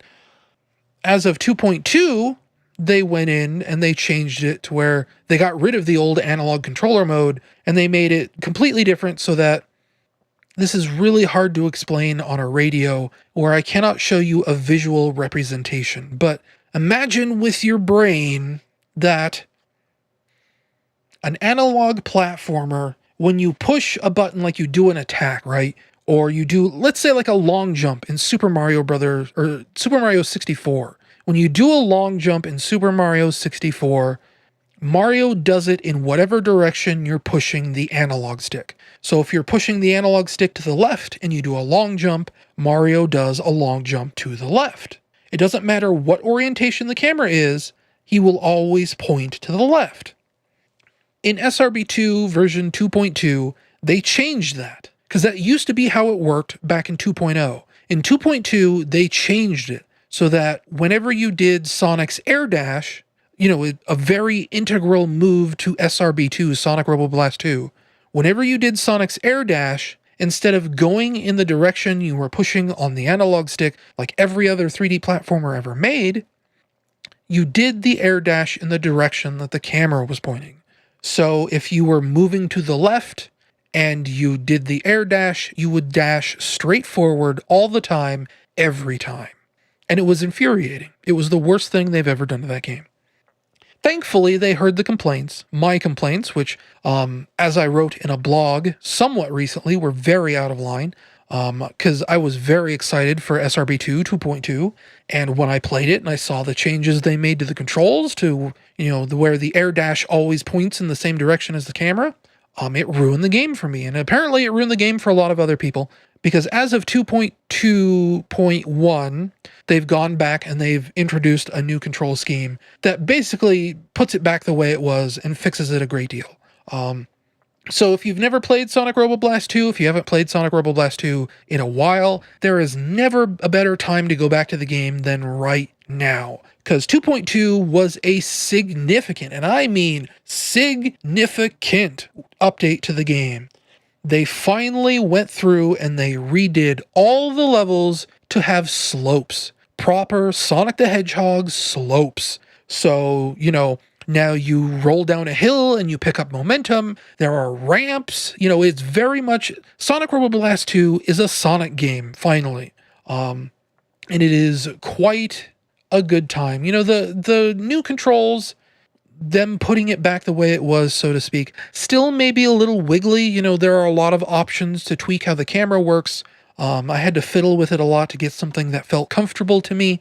But it is definitely worth taking a look at because it is such a different game now than it was, say, 3 years ago. It is literally a completely different game. Like, they redid all the graphics, they redid all the textures, they redid all the levels, they redid all the music, they redid all the bosses. 2.2 versus 2.0 is literally 100% a completely different game. So definitely give it a look. Go download it, srb2.org. I think it's a good game. I should think it's a good game because, I was part of the development team an age ago, as it were. Probably, 15 years ago. I was a texture artist on SRB2, and some of those textures are still in 2.2. I don't know if that just means that my textures were that good or what, but, there you go. SRB2 2.2. Choice. I've been watching a lot more movies lately. Usually I'm not much of a movie person. I'm not much of a TV person. And that's generally because, I watch a lot of YouTube. Back in the day, I would check on the Wii U YouTube app, because it would actually give, like playtime stats. It would say, here's how long you've had this game open. Here's how long you've had this application open. Oh, hang on. There's our motorcycle man. I hate this guy. Several times a day, this guy revs up his motorcycle and he has to leave. And then he comes back and it's just as loud. And when you're doing a podcast, it's infuriating. So we gotta wait until he leaves. And then in anywhere from 30 minutes to an hour, he'll be back. But the podcast will be over by then, hopefully. Anyway, what was I saying? So the YouTube app on Wii U, if you go into your playtime stats, it would tell you how long you watch YouTube, either by day or by month. And it would say, you have watched 260 hours of YouTube this month, 230 hours of YouTube this month. And if you do the math on how much that is daily, that's 5 to 6, maybe even 8 hours of YouTube a day. That is a lot of YouTube. So, it used to be this thing where I would listen to music and then, I'd listen to music while I worked, I should say. And then that got replaced by podcasts. I'd listen to podcasts while I worked. And then I'd watch YouTube while I worked. And eventually, it became this thing where I stopped listening to music because I was listening to podcasts. I stopped listening to podcasts because I was listening to YouTube. And the entire reason for that was because I figured out I was watching a lot of Let's Plays. And I guess it was like specifically from one channel. Way back in the day, I used to subscribe to Game Grumps during the JonTron era. And then, at some point, it got to be a little bit too much. Game Grumps was putting out, they started out with, I think, like 2 videos a day. And eventually they bumped that up to 3 videos a day. And now, with Steam Train and everything like that, I think it's up to like 4 or 5 videos a day between, 10-minute Power Hour, normal Game Grumps, Steam Train, etc. But, once they bumped it up to 3 videos a day, that ended up being something like an hour and a half a video a day. And I said, no, thank you. I unsubscribed from Game Grumps. This was long before the JonTron incident. Sorry, I'm taking a drink. My voice is getting a little scratchy sitting here talking so much. That was long before the JonTron full racism incident where, he was talking about statistics for black people and whatever else. Oh my gosh. Oh, that was a nightmare. But, that was long before that. That was back when JonTron was still considered to be a good person. And then I picked up this channel, Two Best Friends Play, right? Because they were very funny. Matt Boyven and Matt McMu... Did I just say Matt twice? I don't know. They have such similar names. Forget their last names, Matt and Pat. They were very, very funny, these one-off videos, and they eventually started a Let's Play channel. Again, it was this thing where they were putting out 1 video a day, and that eventually became 2 videos a day, and then that eventually became 3 videos a day. And I guess they kind of ended up taking over how much YouTube I watch daily. Because especially from them, because, Game Grumps, they kept their videos to 10, 15 minutes tops. Two Best Friends, they'd put out episodes that were 20, 30, 40 minutes long, sometimes up to an hour long. So you think of 3 videos a day, we're talking an hour, 2 hours, 3 hours of video a day. And unlike Game Grumps, I guess it didn't really bother me that much, but it did mean that again, I'm watching 250 hours of YouTube a month. And I would argue that 50 to 75% of it was Super Best Friends, or Two Best Friends Play back then is what they were called. It was all their content. And, once they got Liam and Wooly in there, it became Super Best Friends Play, because it didn't really make sense to call it Two Best Friends Play anymore when, they were employing 3, 4 or more people. They eventually hired like a video editor and everything else. And now that Super Best Friends Play has broken up as of about a year and a half ago, maybe 2 years, I am finding that I am very quickly running out of YouTube to watch. It's getting to this point where, I watch 2 or 3 videos a day, and then I don't have anything else to watch. And I'm sitting here, feeling very awkward because I don't have background noise anymore, you know? So I've been turning more and more to TV and movies, as it were. And you know, I do have a watch later playlist on YouTube. I think everybody does. But in 2017, when I moved out here to Nevada, I kind of made preparations for that. And if you know me, you know, I tend to over prepare for stuff like that. So what I ended up doing was I went through and I downloaded a bunch of YouTube videos. We're talking like 200 YouTube videos from Game Grumps and Super Best Friends Play and a bunch of other YouTube channels out there. I think I subscribed to a month of Giant Bomb Premium, and I downloaded, you know, a bunch of like Demo Derby and, you know, things like that. All of their premium shows, Vinny Vania, Mass Alex, you know, things like that. Because I was preparing for a world where I wouldn't have internet for, you know, days, weeks, months, or whatever. So I figured, okay, you know, I want to watch YouTube. I'll have a place set up. I don't know how long it's going to be until I get internet, so I'll just have all these downloaded YouTube videos on my Android tablet, and I'll just watch them there.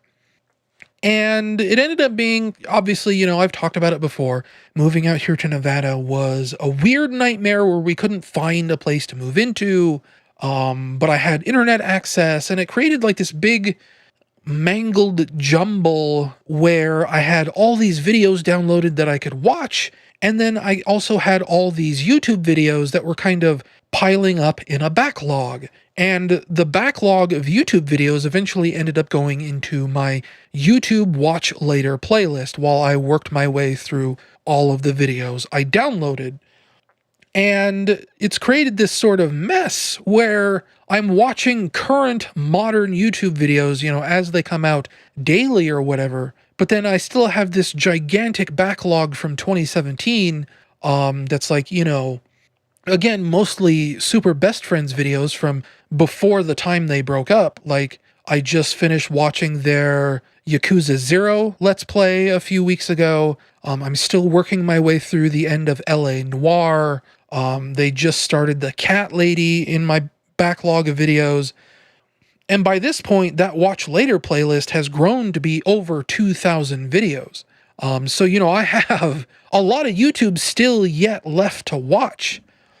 But instead of watching, you know, 2-3-year-old Let's Play videos and, you know, things like that, I've been watching more movies and TV shows again. So I ended up watching, like, Jordan Peele's Us, for example. And that's a pretty good movie. You know, it's a horror movie. I'm talking to it with friends, and there were a lot of people that apparently didn't like Us. But they also saw Get Out before they saw Us, and I still haven't seen Get Out yet. My cousin has a Plex server where he's been ripping all of his, you know, movies and DVDs and things like that, his entire collection. And I have access to that Plex server, and, you know, Get Out is up on that Plex server. I could watch it right now if I really wanted to. But I just haven't gotten around to it yet. You know, I'm still bouncing around to different things. But Us, I thought, was a really good movie. You know, it's very dreamlike at some points, and I'm still kind of like a sucker for dreamlike stuff. You know, I don't want it to be like totally lol random. I don't want it to be too creepy.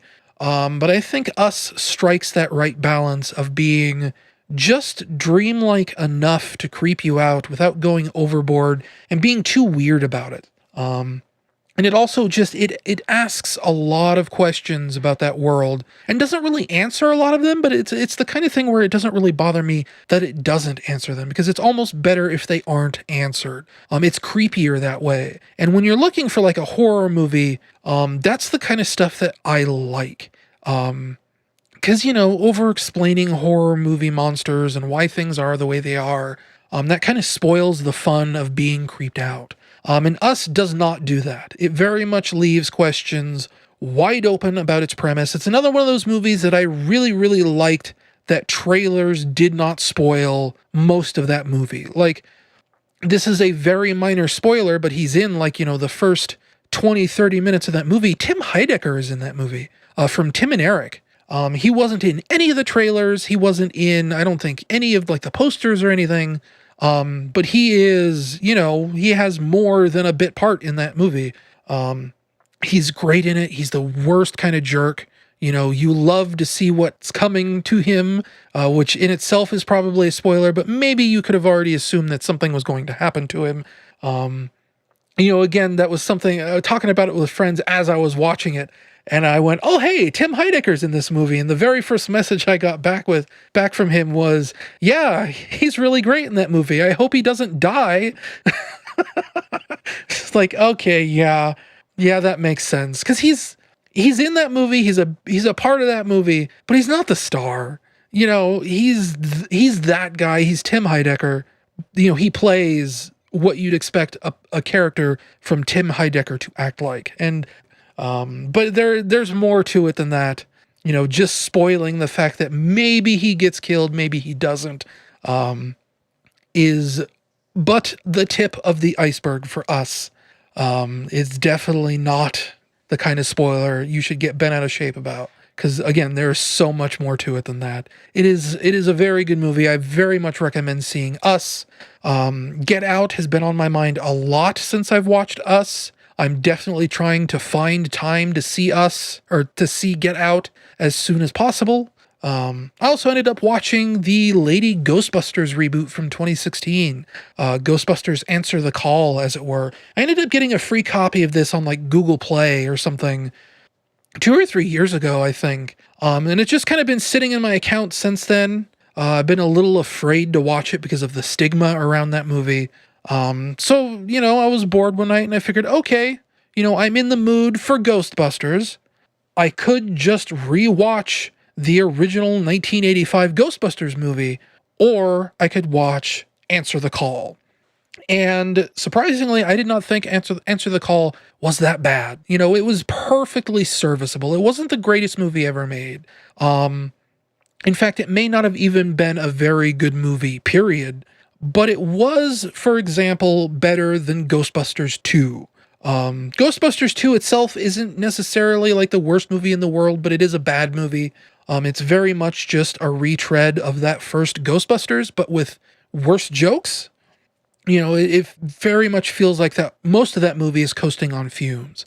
The best scene in that is like the courthouse scene, because that's like, all fresh, new, original monsters and scares and ideas. But too much of Ghostbusters 2 just retreads the first movie, but worse. Answer the Call. I think part of the reason why I liked it so much is that it doesn't retread Ghostbusters 1 or Ghostbusters 2. There are some references here and there. There are cameos by the old actors. You get a scene or 2 or 3 with Slimer. Sometimes every now and then they'll say like an iconic line, Ghostbusters, what do you want? When answering the phone, things like that. Again, spoilers, it's not a big deal. Don't worry about it. But it is very much trying to be its own story and its own movie. And for that, I commend it. And there are scenes in that movie I actually laughed at. I thought it was, I don't want to say it's a very funny movie, but it's a funny movie in places. Every now and then you'd get a laugh out of me. But also a lot of that movie feels like it's trying way too hard to be funny in a way that almost becomes cringeworthy at times. They kind of sit on jokes a little bit too long sometimes, especially like in the first 30 minutes of the movie. There's just so much like borderline cringe humor in this movie. Thankfully, it gets past that, a little bit before the halfway point. Again, I really liked Chris Hemsworth's character. I loved what an idiot he was. That he was probably the funniest part of the movie for me. But it was fine. It was okay. It feels like, with maybe another editing pass, it could have been, really, really good. But it feels a little bit like it was trying too hard to be a comedy. When the original Ghostbusters, it's a comedy, but it's not like a straight comedy. There are very much scenes in that movie that are genuinely frightening. And there's a lot of action scenes and drama. Answer the Call was just trying too hard to be straight comedy. And like the villain of this movie was like a cartoon character. He was so like theatrical. He felt like he belonged in a Saturday morning cartoon. He almost spoke with an accent. He was so theatrical. And like the whole ending sequence, you know, as a villain, he doesn't really do anything much. I mean, you know, he kind of sets up why the Ghostbusters become Ghostbusters, because he builds like, you know, this ghost amplification machine or whatever. Spoilers. But like in the end, he kind of doesn't really do anything. You know, there's no like there is, but there isn't a big climactic showdown with the big bad of this movie. It just kind of, the movie just kind of fizzles out at the end, which isn't great. But again, you know, probably better than Ghostbusters 2. You know, I like the Statue of Liberty at the end of Ghostbusters 2. Great. Vigo the Carpathian. Okay. You know, it's kind of a cool gimmick. I think about Janos and like the I-beam lasers he had in that one scene. And, you know, the weird crib ghost scene, whatever that was. Yeah, Ghostbusters 2 was weird. But, you know, Answer the Call, not the worst movie in the world. Definitely not worth, you know, kicking up all this dirt about, oh, ladies are coming to emasculate us men. It's like, no, you're an idiot. And like, there's scenes in this movie that people were calling out as being like, oh, they're making fun of the people that commented on the movie for being bad. It's like, taken 3 years out of context, this movie is a very accurate portrayal of just internet trolls, not necessarily like men in general, but just idiots on the internet, period. They don't have to be just men. You know, I'm sure there are plenty of idiots on the internet that are women too, that have trolly comments and whatever else. It's just because there are scenes in this movie where like they read comments on Reddit, they read comments on YouTube.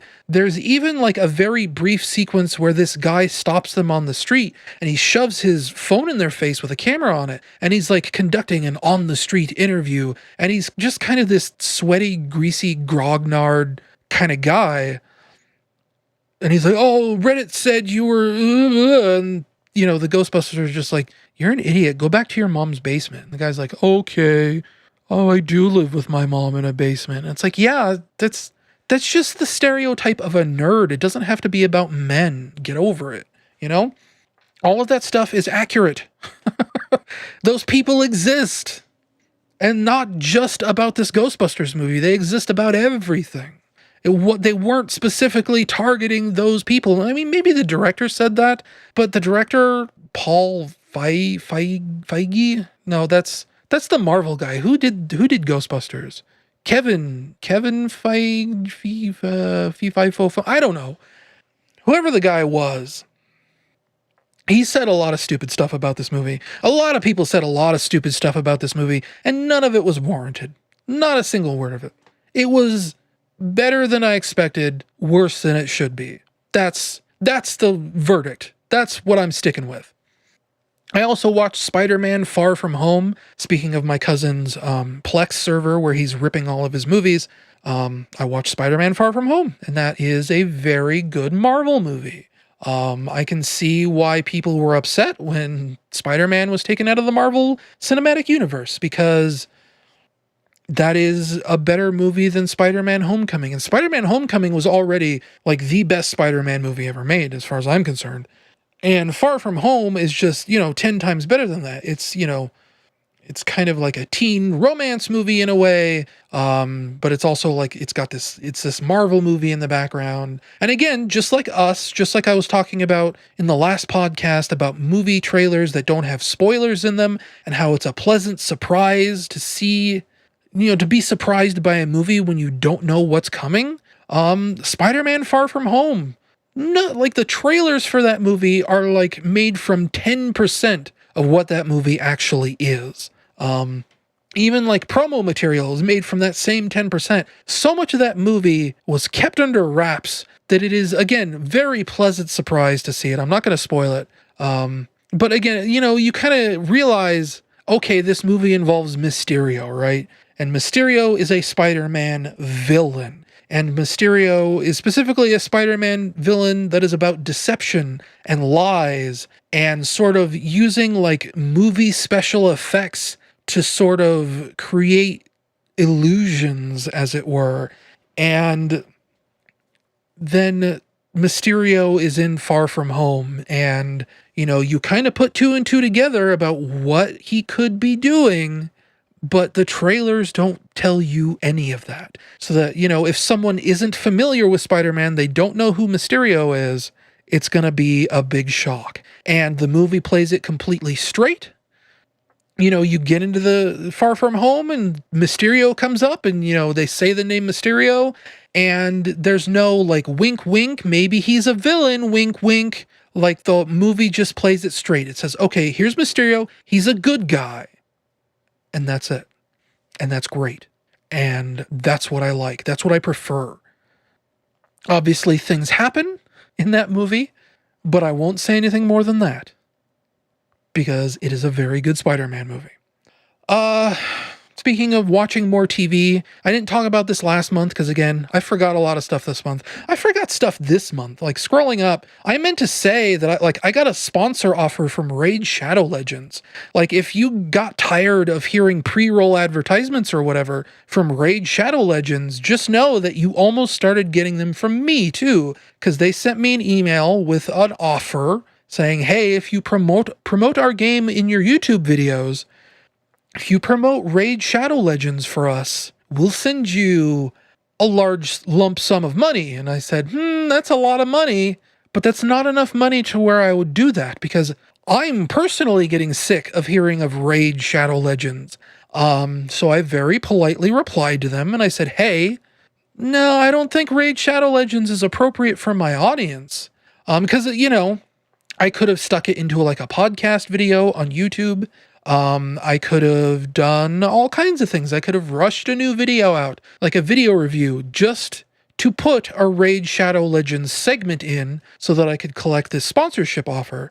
And I said, no, I'll keep the integrity of my channel. I didn't say that to them. I just very politely declined. I said, I don't think my audience is right for Raid Shadow Legends. And they said, okay, that's fine. We have more sponsor offers for other video games and movies and things that you could also check out. And, so far, I haven't checked out their website yet. I could do sponsor offers on this channel, but also at the same time, wait. Sorry, I heard a motorcycle. I think they're driving down the highway. I thought maybe our motorcycle man was back. But I told them, hey, not right for our channel. And they said, yeah, we have a whole database of sponsor offers if you want to check them out, if you want to do something else. If you don't want to do Raid Shadow Legends, we have other things we can do together. And I think my YouTube channel updates so infrequently. I'm never quite sure what exactly is going to be a big hit that I think I might not do sponsor offers like that. If I was doing YouTube videos where I was getting easily over 1,000 views per video, even over 5,000 or 10,000 views per video, maybe I'd think about it more because then it would be, it would be worthwhile to put a sponsor offer where a lot of eyeballs would see it. But my YouTube channel upload schedule is so inconsistent. It takes me so much effort to put together videos like the definitive way to play Sonic 3. It's about, the ideas have to come to me. It takes all this work, capturing footage, doing artwork, editing it all together, months and months and months and months and months, hundreds and thousands of hours of effort go into a single video that, I only have so many of those per year. And at this point, it's probably like 2 or 3 per year, right? And all the videos in between those big videos are things like, stream archives that get 200 views, YouTube video or YouTube podcast videos that get like 200 views, clips of Vanquish on the PlayStation 4 having shadow rendering issues that get like 200 views. That it wouldn't be worth it to do a sponsor segment because it would feel deceptive at some point, right? Like, like I'm selling out for nothing. And that would hurt my chances of doing sponsor segments in the future, things like that. It's just very much not what I should be doing. So no Raid Shadow Legends content from me. I forgot to mention that earlier in the podcast. And then last podcast, January's podcast, I forgot to mention that I was watching Rick and Morty Season 4, which was fine. It was better than Season 3, but I think there's kind of been like this attitude towards Rick and Morty that's formed, where, there's kind of that meme about fans of Rick and Morty about, oh, you have to be so intelligent to understand Rick and Morty. And, it kind of makes those people look like idiots. And you kind of think about that while you're watching Rick and Morty, like, is this a show for morons? And it's not a show for morons. Those first 2 seasons were still incredible. The 3rd season was okay, but not very good.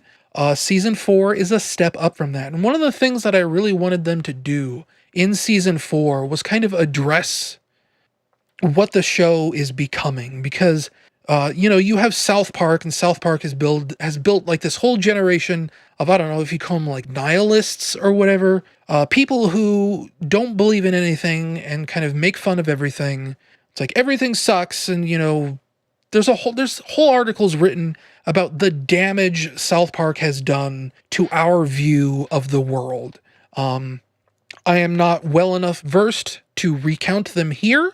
You can just go find them if you want. And it kind of felt like, maybe Rick and Morty was going down that same path. Rick and Morty is very much a show that is nihilistic. It's very much, nobody is special, nothing matters, just enjoy the moment and go along with it. And that's very much the character of Rick Sanchez, right? He's all powerful, but he's also like one of the most apathetic people in the universe. He wields essentially infinite power, and he uses it to bring back McDonald's Szechuan sauce. He's that kind of character. And there are a lot of people that are starting to idolize him for that fact, much in the same way that they idolize, like the Joker or Cartman from South Park, to bring it back to that. And for season 4, I kind of wanted them to address that, to kind of not necessarily depower Rick or to make him seem like a loser, but to say, hey, this guy's not supposed to be your role model, or, something like that. And thankfully, season 4 actually kind of does that a little bit. It doesn't make Rick seem like a different sort of person. It doesn't really, make fun of him or anything like that. It's just season 4 is much more about portraying Rick Sanchez as more of a human. Finally, he kind of gets a little bit of emotion. We see him care about things. A little bit more of that side of him sort of starts coming out. And there are much more episodes about how members of his family are starting to use his infinite scientific power to screw things up in their own way. And it's kind of sort of leveling the playing field to where, Rick isn't like this all-powerful, apathetic monster or whatever. Now it's kind of like, the scales are starting to tip a little bit, and it's starting to equalize a bit more, and it's just kind of becoming more generally funny. It's saying that everyone is like this, I guess, technically speaking. The whole onus is not on Rick being a jerk, basically.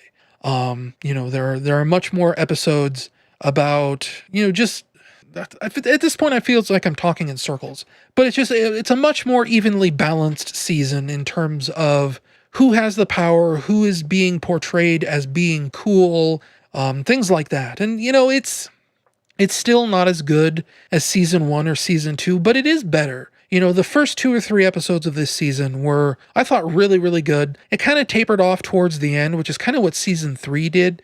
Season 3 opened with, I think, Pickle Rick. And, everyone's sick of Pickle Rick, but that was still a really interesting episode, I guess you'd say.